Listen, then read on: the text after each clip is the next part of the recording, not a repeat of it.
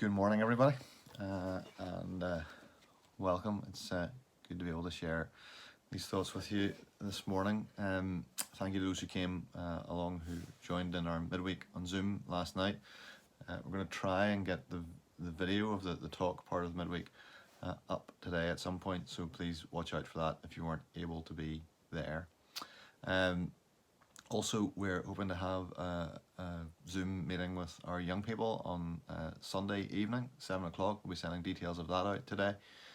So please do join us for that. We'd love to see you and love to just see how you're doing in all of this. So that's Sunday at 7 o'clock, and details of that Zoom meeting will go out today. Just as we come in towards Sunday, we're going to be looking at the two passages today and tomorrow, the two passages that we're then going to be thinking about as well on Sunday. And so let me read to you from Mark chapter 2, and the last section of this chapter, Mark 2, beginning at verse 23. One Sabbath, he was going through the grain fields, and as they made their way, his disciples began to pluck heads of grain. The Pharisees were saying to him, "Look, why are they doing what is not lawful on the Sabbath?" And he said to them, "Have you never read what David did when he was in need and was hungry, he and those who were with him? How he entered the house of God in the time of Abiathar the high priest, and ate the bread of the presence, which is not lawful for any but the priests to eat, and also gave it to those who were with him." And he said to them, "The Sabbath was made for man, not man for the Sabbath. So the Son of Man is Lord, even of the Sabbath."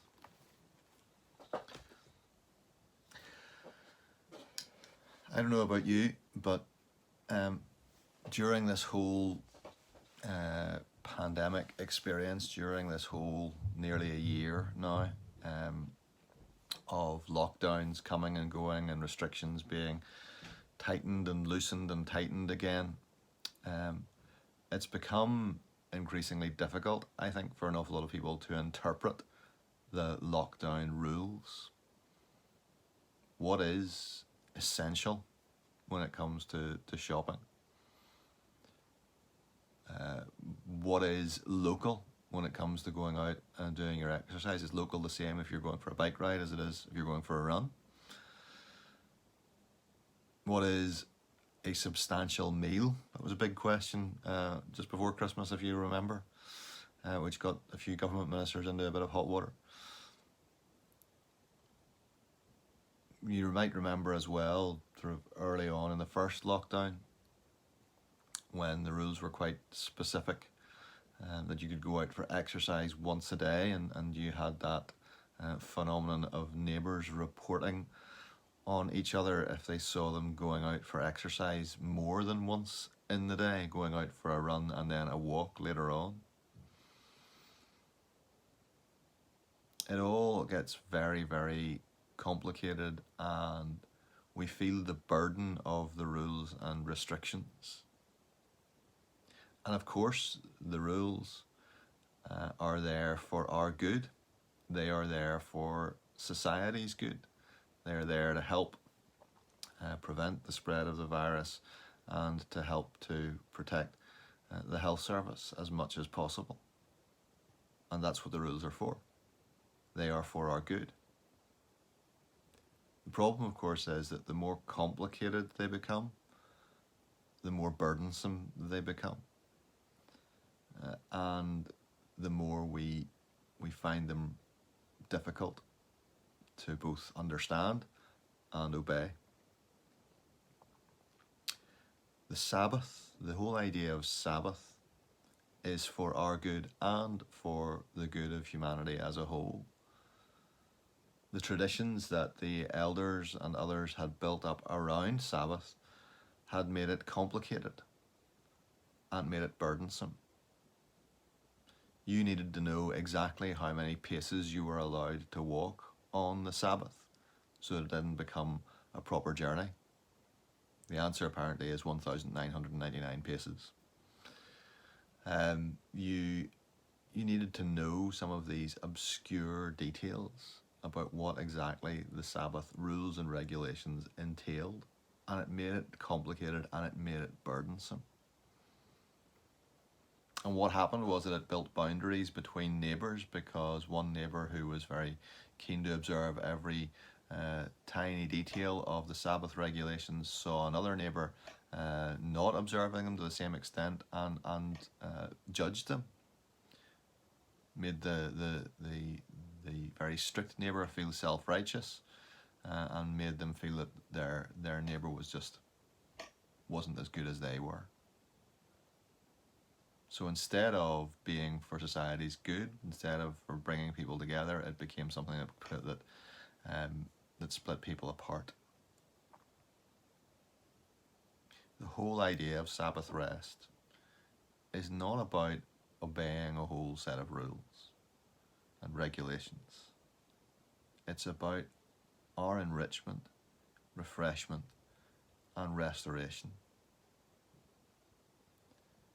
It's not a way to demonstrate how holy or righteous we are.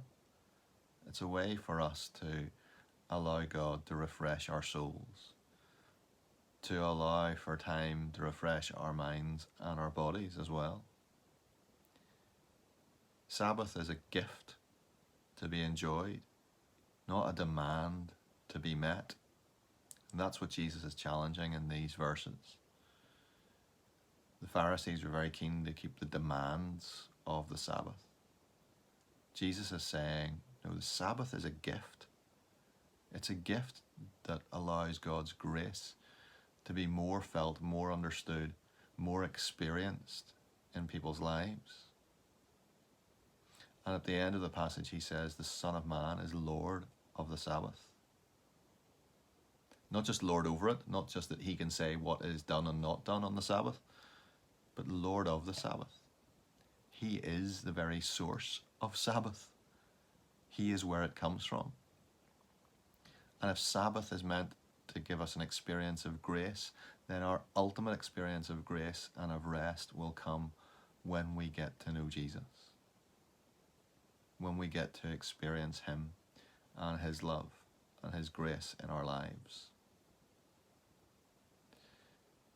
So on a Sabbath, whenever you get it, enjoy it. Enjoy that gift that God gives you. Allow for the time for him to encourage and equip you. Sabbath for you is Sunday, and I know some folks work on Sundays and can't get that time. But if Sabbath for you is Sunday and you come to worship online at the moment, allow that worship time to enrich you, to equip you, to refresh you, and to restore you as God speaks into your life and you receive his grace. Because that's what Sabbath should be. God bless.